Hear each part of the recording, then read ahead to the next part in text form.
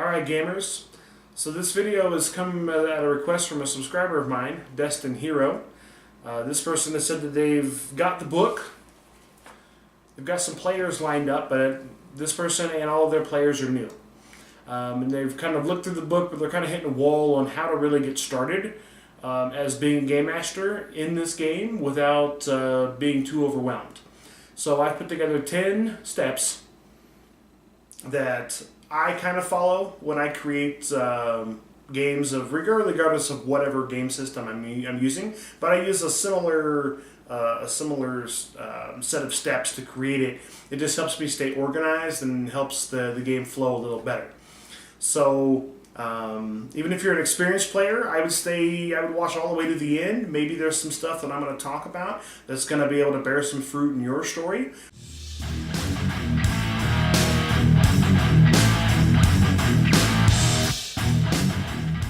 And gamers, make sure you stay tuned all the way to the end, because after I've gone through the 10 steps, I'm going to use the 10 steps to create a sample story and world that you could use in a game if you'd like.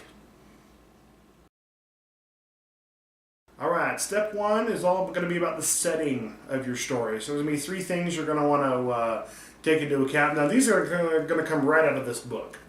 Okay? You're going to go to your Game Master section. It's going to be, if you have your book, get it out, let's follow along. So page 212, you're going to talk about 3 things. You're going to talk about your scale. On page 213 is going to talk about your setting. And 214 is going to talk about your style. Okay, so let's go to scale. Scale is going to be, if you look in the book, like, is it going to be local, regional, global, universe, multiverse? How big do you want the game to get? Are people flying between different planets or different cities and, you know, fighting crime all over the planet, or they're going between dimensions and just fighting all kind of dimensional terrors? As a new GM, I suggest staying local. Pick a city, preferably your local city, or if you're from maybe a really, really small town, maybe the closest large town. Okay?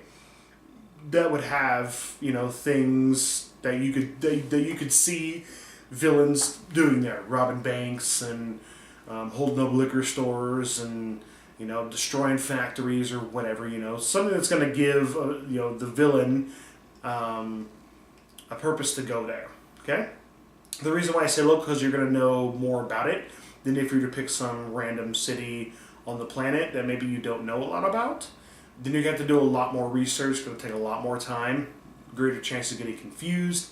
If your players are new, they're going to be like, well, I've never been to Taiwan, or I've never been to Bangkok, or I've never been to Moscow, or, you know, wherever. So they're not really going to be able to envision it. So if you start local, playing local cities, somewhere that they've been or seen, or that you could easily bring up pictures of to refresh the memory, is going to make it easier for them to be able to get into the game. The next thing we're going to talk about is your settings. You're going to talk about, is it going to be modern, like nowadays, historical, say 1920s, or are you going to be futuristic, you know, 2050 or whatever. If you're new, start modern, okay? Because modern is going to have the same technology that we have nowadays. We're going to have cell phones, we're going to have computers, we're going to have TVs and PlayStations and all this other stuff. If you go historical, it's going to be a different feel. It's going to be a different way people talk, a different way people dressed, a different way people thought. Futuristic, you can kind of come up with whatever you want, but you need to make sure that if you do that, it's going to be consistent.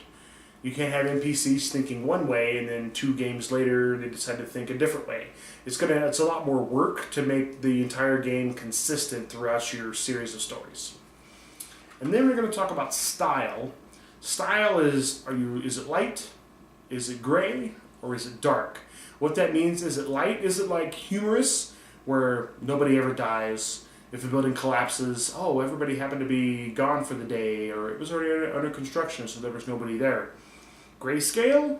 Is there a little bit of darkness in there, but a lot of, you know, it's a little bit of light as well? So will people die, but is it only like a story thing? So for grayscale, I kind of put a lot of the comic books from the 90s in there. Like there was a little bit of a little bit of realism, a lot of light. There wasn't a whole lot of death and dark and broody, moody kind of stuff in there.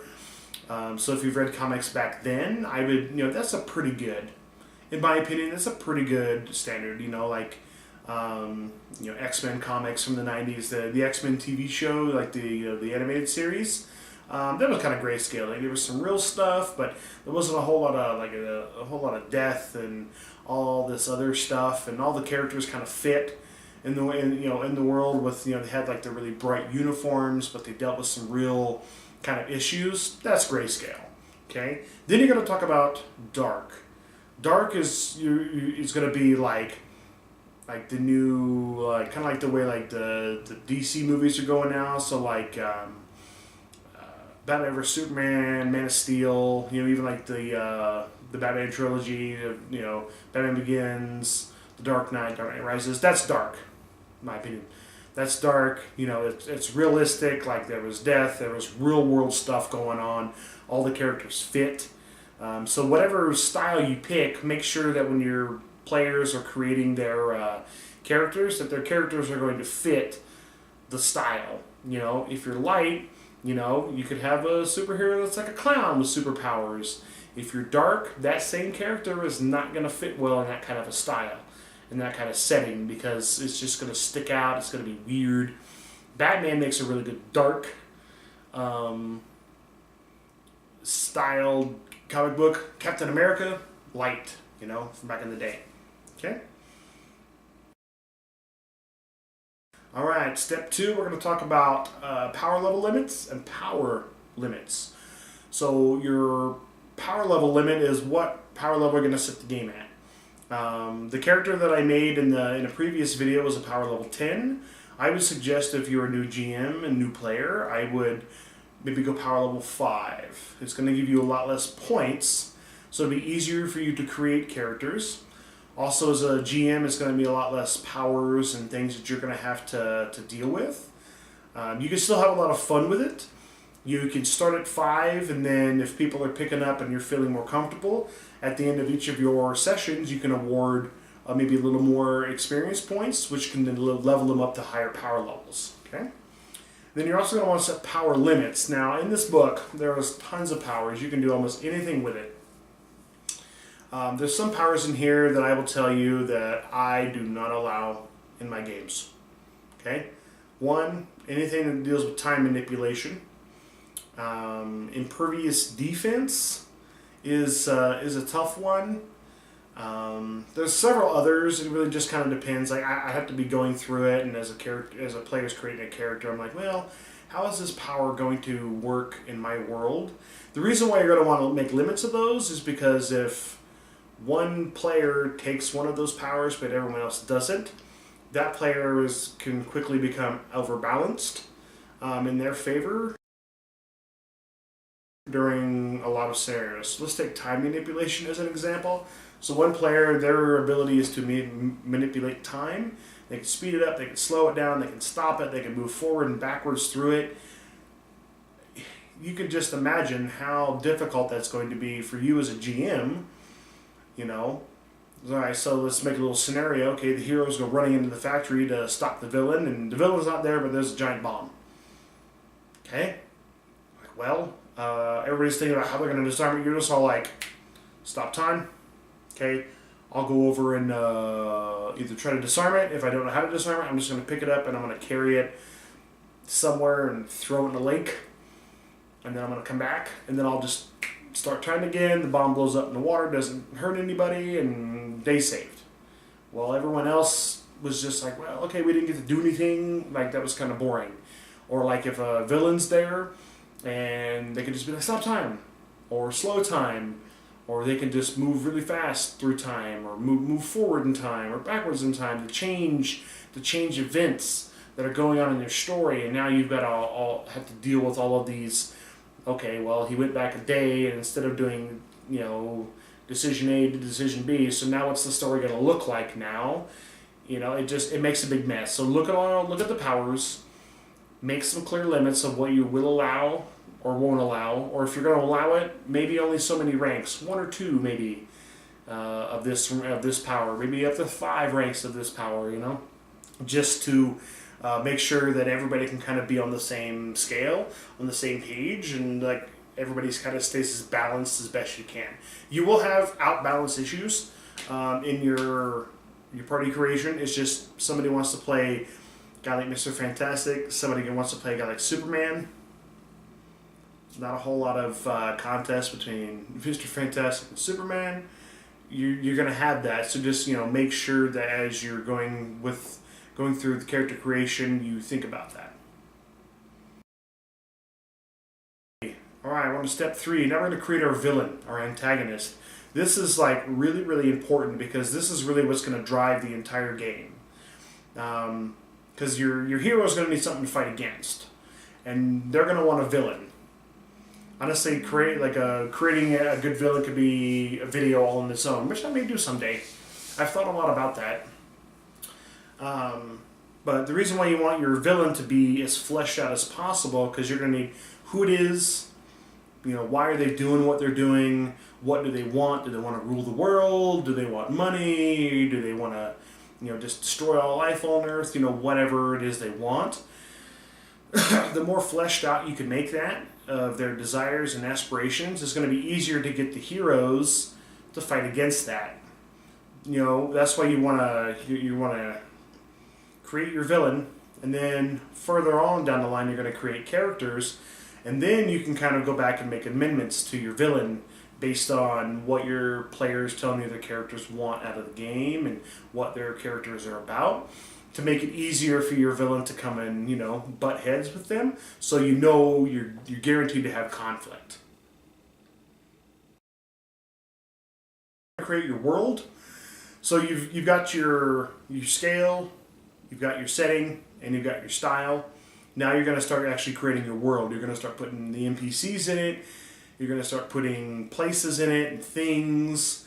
That kind of stuff. That's why if you play locally, like in the local area that you live in, it's easier to put the people, places, and the things in there because you already know what they are. These are going to be the people that the heroes are going to interact with. These are going to be the places the heroes are going to go. And these are going to be the things that the heroes are going to want, need, or come in contact with.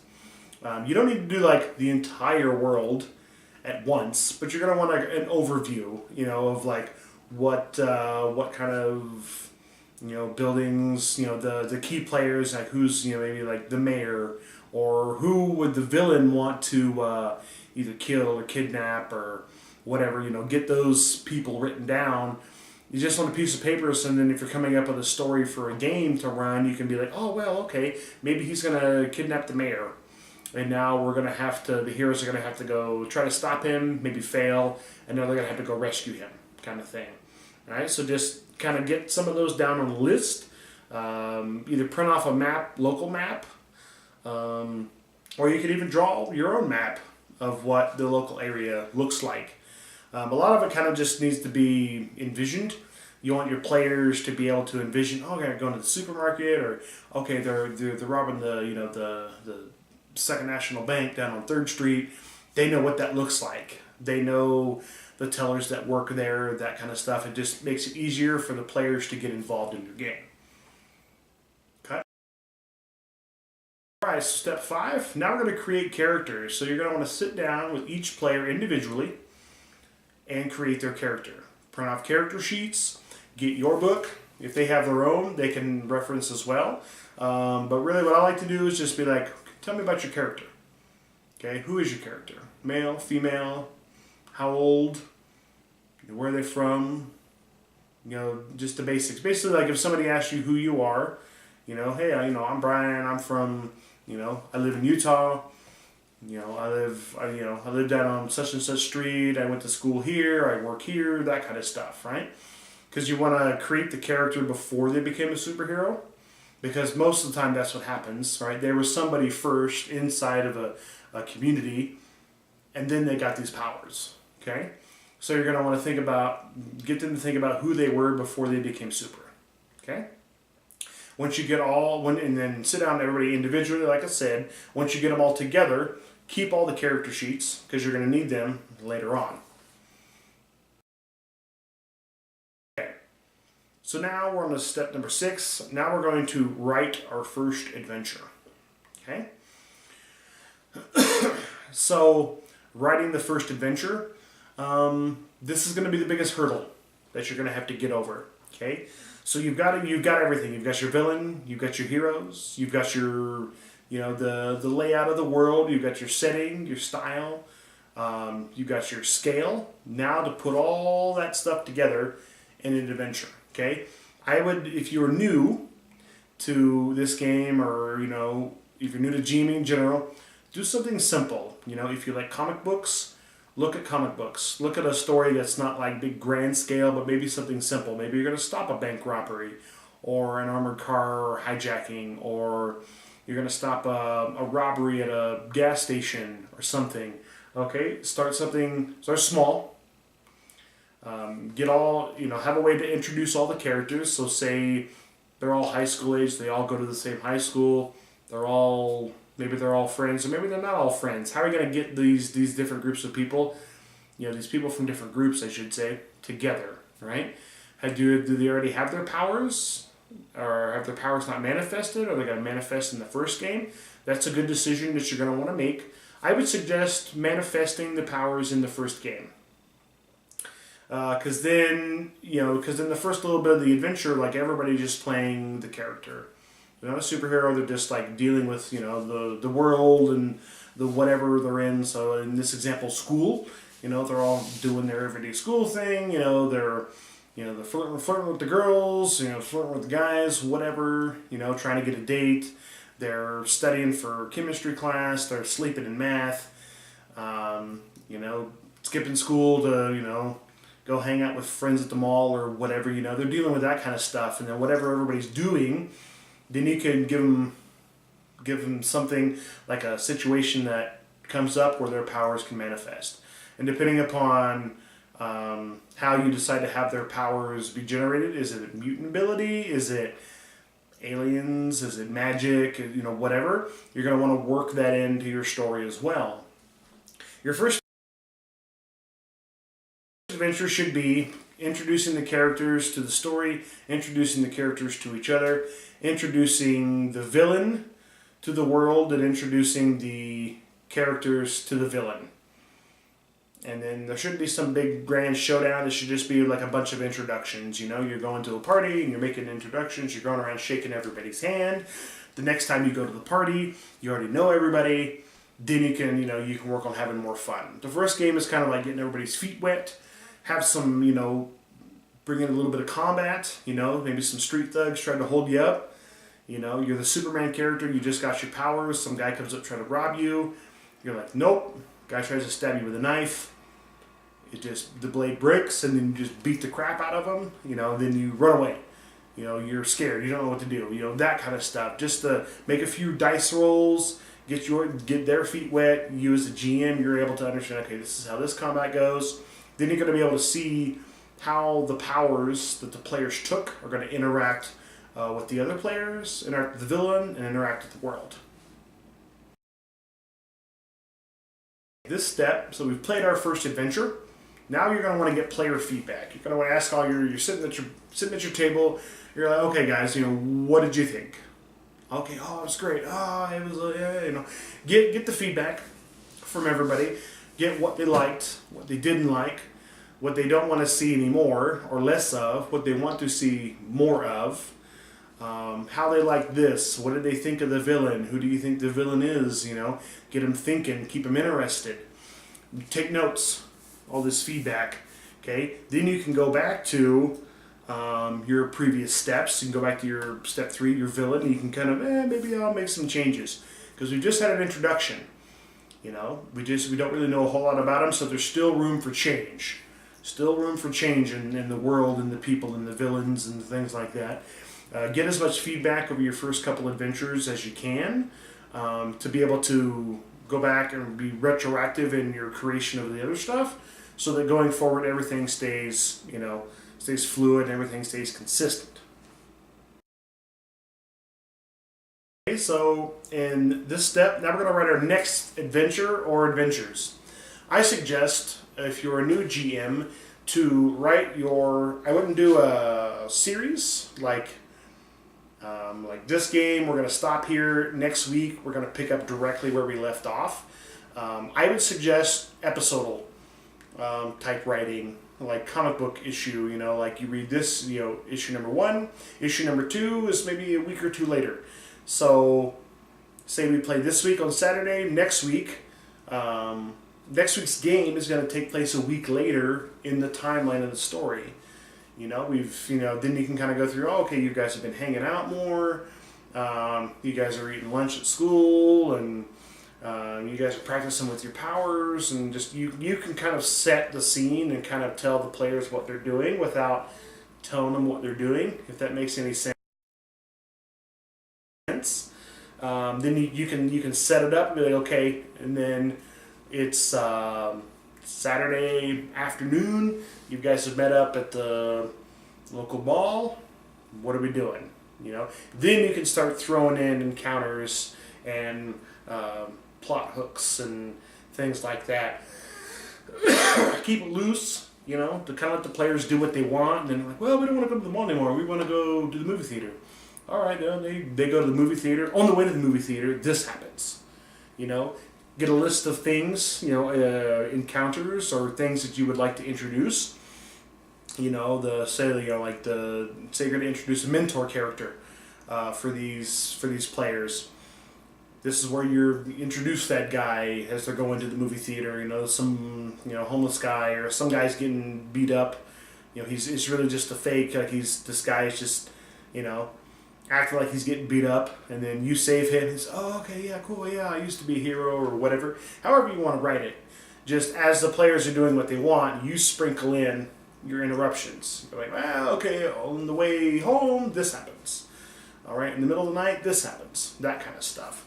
And then just write it. You say you only play 2, 3, 4 hour game session. Write just a handful of stuff, and then you play. At the end of that, do your rewards, your experience points, get your feedback, end it there. You have a week now till you play again. Write your next adventure, come up with some more encounters, maybe reuse similar ones, but just change them up, different locale, different people. Make sure the villain wouldn't need to show up like every single adventure, but make sure that the thought of the villain doing his thing is always in the mind of the character, like he's on the TV or the factory got destroyed, it was the villain, and that kind of stuff. Always keep them thinking about, man, who is this villain guy? What does he want? Start slowly introduce who this guy is, what he wants, and how the players are going to eventually collide and have the big showdown with him. Cut. So now the last step is story conclusion. I kind of do this to a fault. We run a lot of games, and I never end up getting to the very end of the story because either schedules don't work out, people end up missing things, and missing a session, so we don't play. And 2 or 3 weeks go by, then we're just like, whatever. Then we pick up something else. But if you're starting out as a GM, I would maybe plan 3, 4 maybe adventures. You don't have to the villain doesn't have to be beat at the end of the 4, but this story arc should stop. At the end of, these 4 sessions, these guys this is where your players create their superhero outfits. This is where they find out, maybe they have the first big fight with the villain after they've got their outfit, they've kind of mastered their powers, and they decide to put a stop to this guy. They have a showdown with this guy. Maybe they get beat. Maybe they beat him, but he doesn't die, or he isn't defeated, or he gets away, or whatever.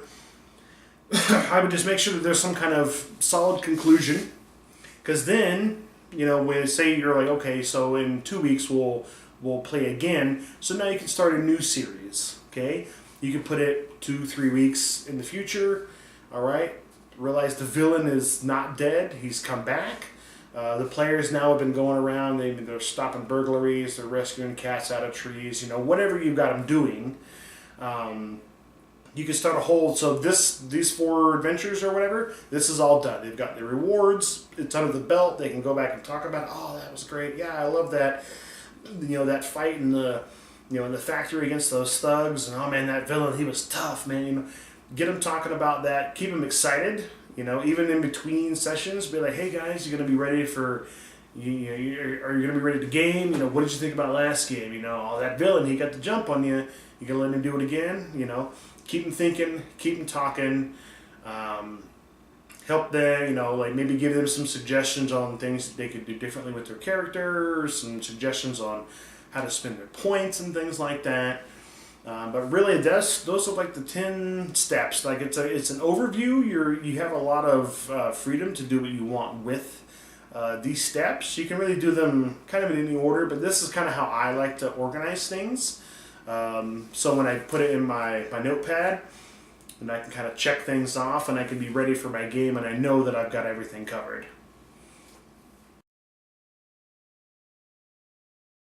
Alright gamers, so we're going to create a sample world using my steps here. So first step is going to talk about our setting. So, let's get our pencil going here. Okay, so our setting, okay, we're going to write like this.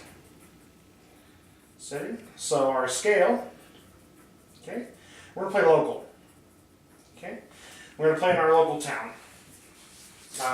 You can use whatever town you live in or something close by. Maybe if, like I said, if you lived in a small town, maybe use the next bigger town or the next big city that you're familiar with.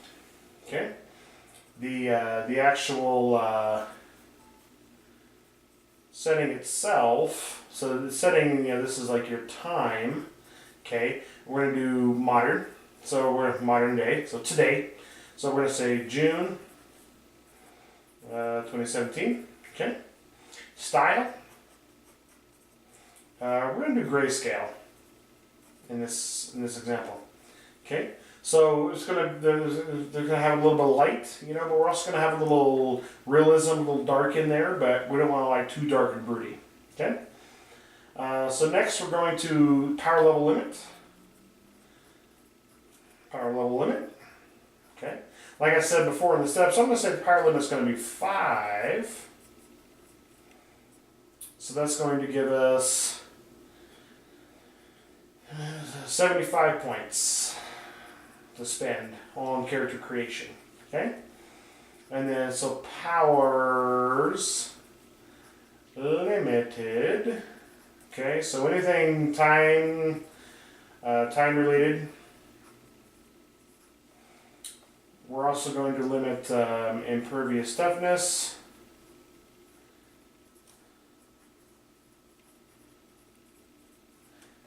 Maybe I'll limit impervious toughness to maybe a total of 2 ranks. Okay, let's maybe take a quick browse, little peruse here through the powers, and maybe get some more ideas on what we want to limit. And most of them are pretty good. Most of them, there's not a whole lot of balancing. Definitely another one is going to be regeneration. So we're going to limit regeneration. Let's go to regeneration.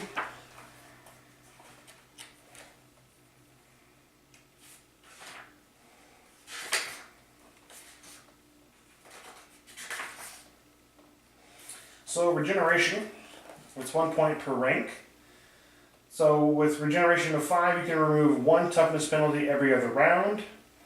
Every round at 10 to -2 penalty per round with regeneration 20. So we're going to limit that to a total of 5 ranks, because we don't want people almost coming back from the dead with regeneration 20. That's 20 points. That's a lot of your 75, but maybe some people just what their character does. And it's just going to make it easier, so that if other players don't take that power, they're not going to feel that they don't have the survivability. And also, if you give players the freedom to take higher levels of regeneration, you've got to have villains that are going to be able to put out a lot of damage to be able to make it a challenge. Because you always want to make each encounter have a bit of a challenge and have a fear of death, of loss in that, which is going to make people play a little smarter. Also, it's gonna give it a better chance for roleplay.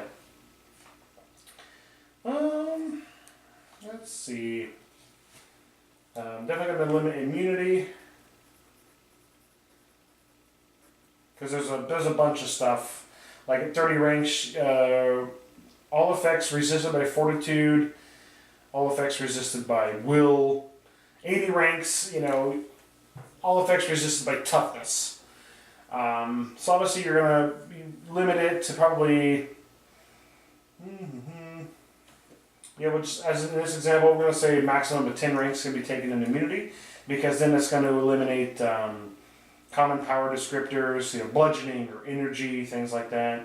Then it's going to get rid of those ones that make you just immune to whatever.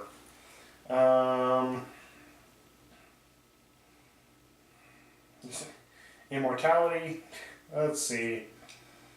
So you subtract your immortality rank from a time rank of 19, 1 month, to determine how long it takes.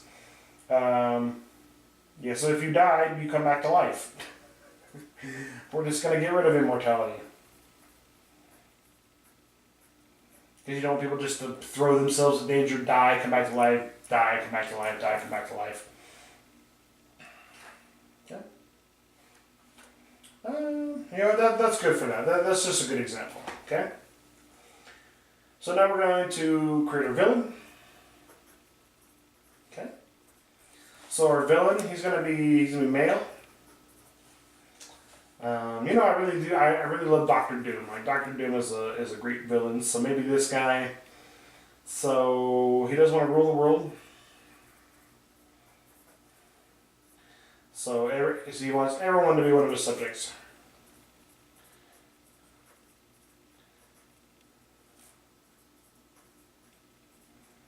Okay. You can also give him powers. We're not really going to go into that right now, but during this you would give him, like, if he's got powers, this is where you're going to maybe get a character sheet and just make his character. You're free, since you're the GM and you're creating the villain, you can go higher than your power level limit. Because you got to remember, if you only make him power level 5, you've got between 2 and 5 power level 5 characters fighting a single power level 5. It's going to get outweighed. So you would definitely want to make him more powerful, but not to the point where he's just one-shotting the entire party, where there's no challenge for him, and it just frustrates the player. So then we're going to, like, who is this guy? We're going to say he's the gym teacher. Can we spell teacher right?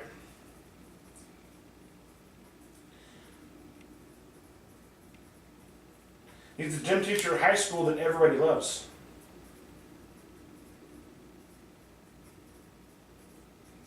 Because it's always the people that you like the most are the ones that turn out to be the bad guy, right? He's gonna be handsome. He's gonna be smart, well spoken. He's a great guy in community. He's a great community member.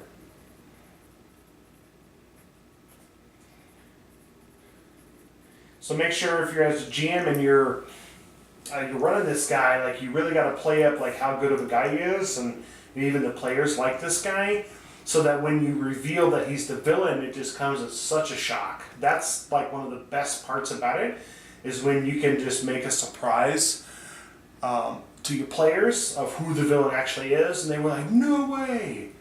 So don't overuse this guy in your stories. He can't be like in every single story, because then the players are going to be like, oh wait, this guy's important. He's probably the villain. Sprinkle him in there, but make sure that when he's in his villain form, he's got a mask or he's concealed or something like that. So it's harder for the players to recognize who he's going to be. Okay, we're going to create our world. Okay. So creating the world, so we're going to use local town. Maybe I'll say city. Use local city. Okay.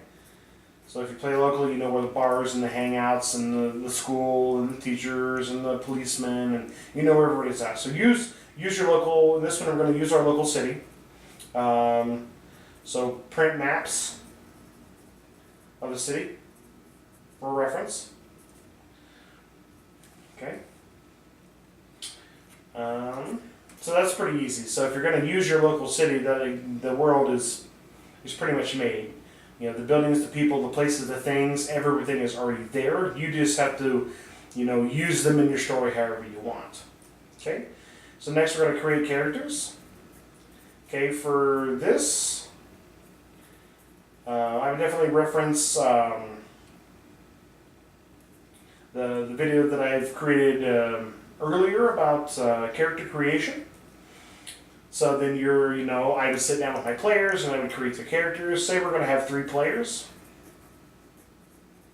Okay, we've got a Superman type.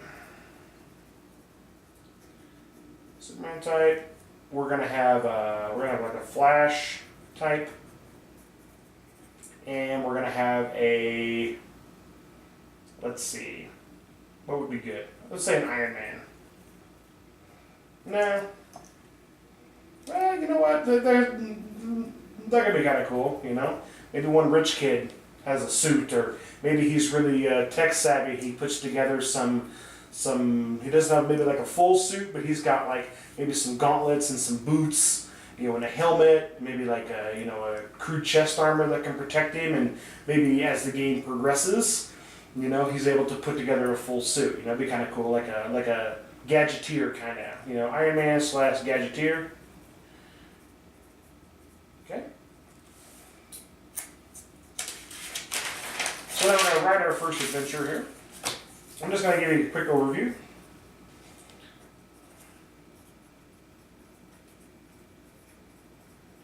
So, the first adventure, okay, it should be, so, character introduction,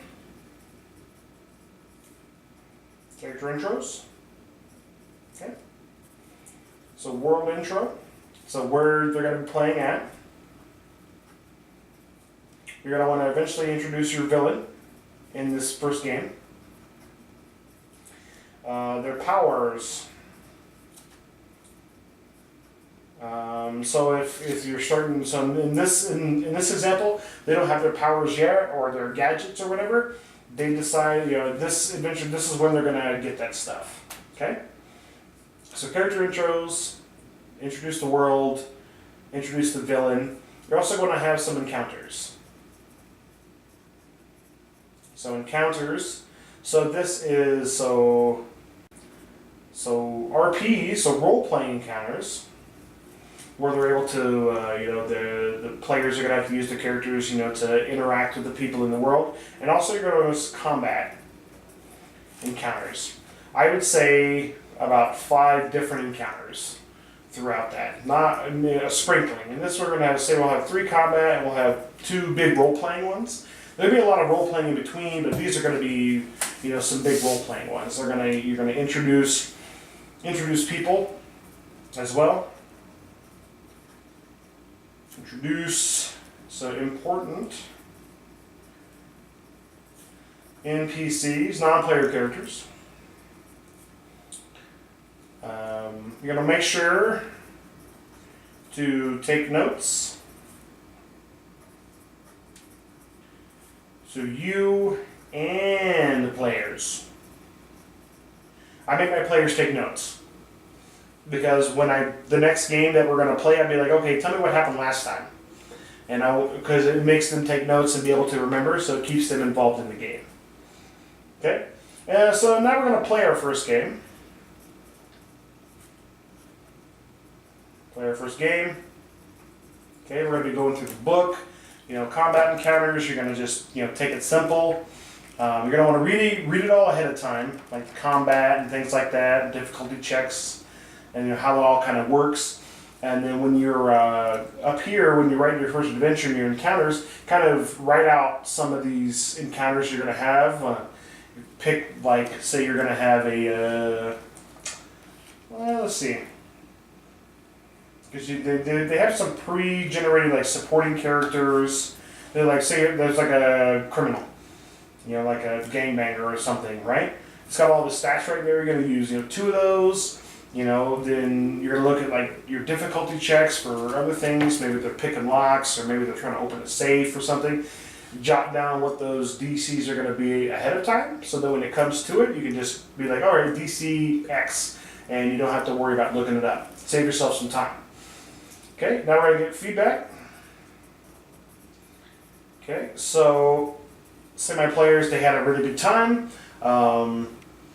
Maybe they didn't like one of the RPing encounters that I had. That maybe I went too long or not enough or didn't give enough information. I'm going to take those notes. Okay, so take notes. So if you use a similar kind of encounter later, you can modify that encounter to meet more of the player's needs. So now I'm gonna, over the course of the next week, I'm gonna write my next encounter, write next adventure. Okay, so I'm gonna take what I learned here. Okay, and I'm gonna take what I learned up here. All the notes that I took, and I'm gonna include notes here. Okay, then we're going to rinse and repeat for each story that we're going to write. And then we're going to conclude the story. This we're going to do is going to be a 4-story arc. Okay. What do I want to accomplish at the end of this? Alright, so they're going to want to, now you're going to want to decide, do you reveal the villain? So in this example, we're going to reveal the villain. Reveal the villain. We're going to have a showdown with the villain. Okay. We're going to say the heroes have all their powers and items that that their characters are going to have. So if it's like a magic hammer or a magic shield, the Iron Man character's got most of his suit, or the gadget guy's made all of his gadgets and his belt, and like a Batman type. He's got to have all that. Okay, and then awards at the end. So at the end of the 4th story, I award normal awards. So normal awards for what the book would say for a certain adventure, and then also I like to give extra awards. I like to award bonus experience to players that role play really well, that drive the story really well, play their character really well, make good decisions. Not everybody will, so just kind of be, if one player is doing really, really good, don't just shower this guy with tons of extra experience. Maybe give him 2 or 3 extra, or 5 extra or something, so it gets the other people thinking, oh, he got extra experience for doing this. Maybe next time I'll up my game, and they're going to be at that level, and then he's going to, or she's going to play better, so it's going to make your game better in the end. Okay? Alright, and that's that. And then obviously after you do this, then you would start back over at the top to create your next story arc. If you're going to play in the same world, so settings 1, 2, 3, 4, 5, that's all done. And then you're just going to go right into your first adventure for the next series of stories. Play the first game in it, take your feedback, take your notes, write your next one, so on and so forth. Okay? Alright. Hope you guys enjoyed that. Gamers, well, if you liked this video, I'd love for you to hit that like button, help support the channel. If you're new to my channel, or if you're new to my content, please subscribe. Leave some comments down in the comment section below on maybe what you would like to see, or comments about some of the steps that I've included. Or maybe you've got your own way of how you like to be a GM. Let's get us a good conversation going to help all those other GMs out there that may be struggling as well. But until I see you again in the dungeon, and as always, happy gaming.